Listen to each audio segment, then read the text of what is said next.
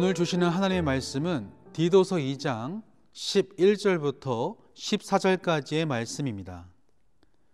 모든 사람에게 구원을 주시는 하나님의 은혜가 나타나 우리를 양육하시되 경건하지 않은 것과 이 세상 정욕을 다 버리고 신중함과 의로움과 경건함으로 이 세상에 살고 복스러운 소망과 우리의 크신 하나님 구주 예수 그리스도의 영광이 나타나심을 기다리게 하셨으니 그가 우리를 대신하여 자신을 주심은 모든 불법에서 우리를 속량하시고 우리를 깨끗하게 하사 선한 일을 열심히 하는 자기 백성이 되게 하려 하심이라.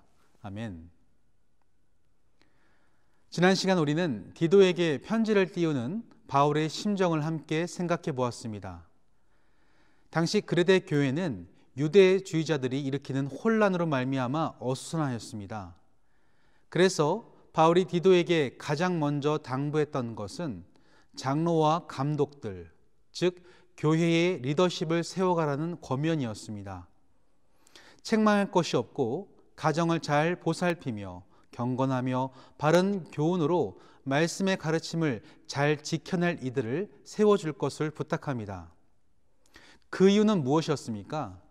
어제 미처 다루지는 못했지만 1장 10절에서 16절을 살펴보시면 할례파로 지칭된 유대주의자들이 불순종과 헛된 말로써 성도들의 가정을 무너뜨리고 진리를 배반하도록 혼란을 일으키고 있었기 때문입니다. 그들을 가리켜서 바울은 16절에서 이렇게 결론을 짓고 있습니다.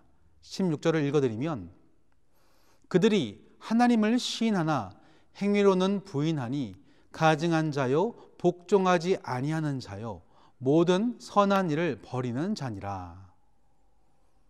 결국 그들은 입술로는 하나님을 알고 믿는다고 하면서 이 마음이 무뎌져서 주신 말씀대로 살아내지 못하는 삶과 신앙이 분리된 자들이었습니다.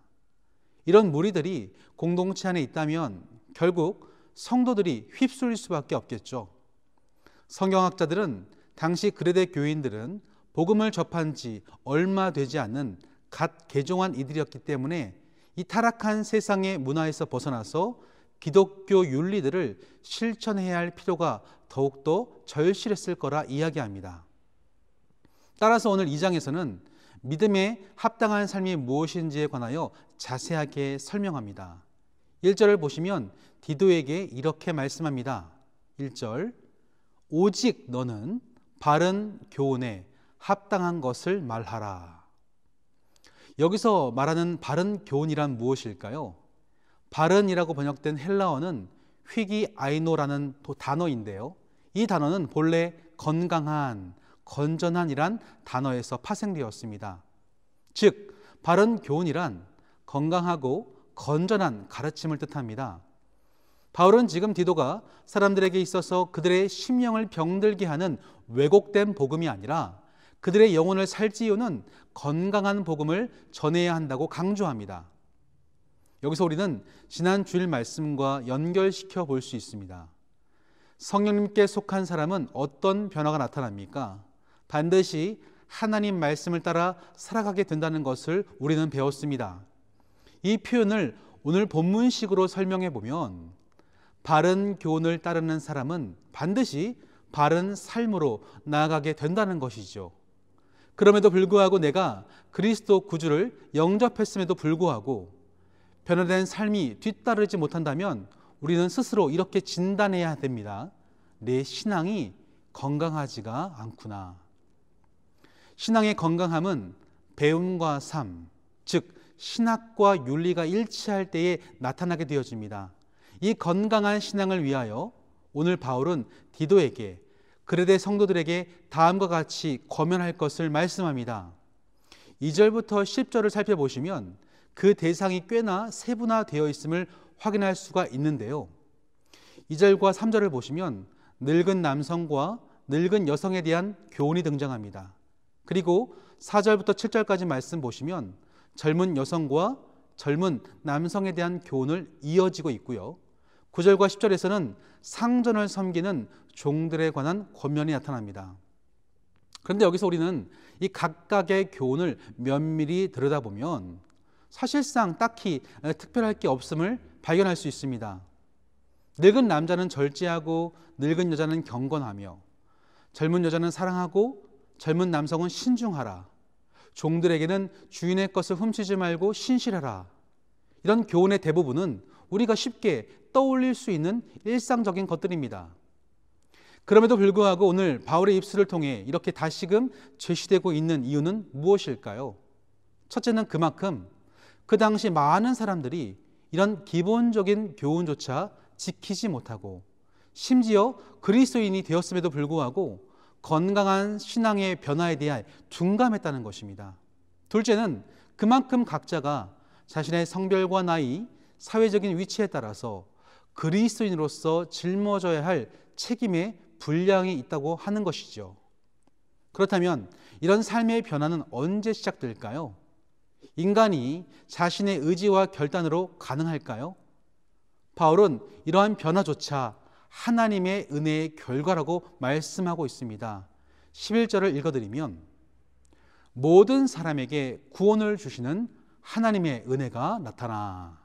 즉 모든 사람에게 구원을 주시는 하나님의 은혜가 나타날 때에 이 모든 변화가 가능하다고 말씀합니다. 그 은혜가 나이가 지긋한 어르신들에게 있어서는 절제와 경건, 신중함으로 나타나고 연로하신 여성분들에게는 거룩한 행실과 선한 것을 가르치는 모습으로 나타납니다. 이 하나님의 은혜가 젊은 여성에게 임하면 남편과 자녀를 사랑하고 신중하고 순전하며, 이 은혜가 젊은 남성에게 임할 때면 선한 일에 본을 보이도록 이끌어 주신다는 것이죠. 그렇다면 사랑하는 성도 여러분, 이 말씀을 통하여 지금을 살아가는 저와 여러분에게 하나님께서 전하시는 심정은 무엇일까요? 구원을 주시는 하나님의 은혜가 임하면 바른 삶으로의 변화 반드시 나타나게 되어집니다. 성령님께 속한 사람은 반드시 말씀을 따라가며 순종하는 경건의 삶을 살게 됩니다. 이 변화는 오늘 바울이 제시한 것처럼 성별과 나이 또한 사회적인 위치에 따라 조금씩 모습은 다를 수 있습니다. 하지만 반드시 그 변화는 나타나게 되어 있습니다. 지금 저와 여러분이 서 있는 삶의 자리에 어울리는 필요한 변화들로서 하나님은 신자들을 초대하고 계십니다. 그렇다면 그 이유는 무엇일까요? 14절에서 이렇게 말씀합니다. 그가 우리를 대신하여 자신을 주심은 모든 불법에서 우리를 속량하시고 우리를 깨끗하게 하사 선한 일을 열심히 하는 자기 백성이 되게 하려 하심이라. 지금도 세상 사람들은 선한 일조차 자기 자신을 위해서 합니다. 스스로 바른 삶을 살려고 노력합니다. 그런데 신앙인들의 바른 삶은 출발부터가 다릅니다. 바로 우리를 불법에서 속량하신 예수님으로부터 출발하고 그 결과는 자신의 의를 높이는 데 있지 않고 나를 온전케 하시는 하나님께 영광 높이며 그의 백성으로 살아가는 데 있습니다. 때문에 내가 건강한 신앙을 갖게 된 것은 전적인 하나님의 은혜입니다. 내 안에서 착한 일을 시작하신 이도 그리스도의 날까지 성장하도록 이끄신 것도 오직 하나님의 은혜입니다. 오늘도 이 은혜를 붙들고 주신 말씀을 따라 내게 주신 바른 교훈이 무엇인지 우리가 함께 묵상해 볼 수 있기를 바랍니다. 나의 나이와 성별에 따라 사회적 위치에 따라 주신 교훈을 천천히 되짚어 가시면서 바른 교훈에 합당한 변화된 삶을 살아내도록 은혜를 구하는 저와 여러분 되어주시기를 주님의 이름으로 간절히 축원합니다. 아멘. 기도하시겠습니다. 거룩하신 하나님, 오늘도 우리를 죄악에서 건지시고 성령님께 속한 사람으로 살아내게 하심에 감사합니다. 우리에게 바른 교훈을 주신 것은 그저 높은 윤리와 도덕적인 사람을 위한 것이 아니라 하나님의 선한 일을 꿈꾸는 하나님의 백성 삼으시기 위한 것임을 믿습니다. 오늘 주신 말씀을 묵상하며 각자의 성별, 나이, 위치에 걸맞는 삶의 변화로서 초대하실 때 순종케 하시고 그 순종함으로 우리의 믿음이 얼마나 건강한지 되짚어 볼 수 있도록 인도하여 주시옵소서. 예수님 이름으로 기도드립니다. 아멘.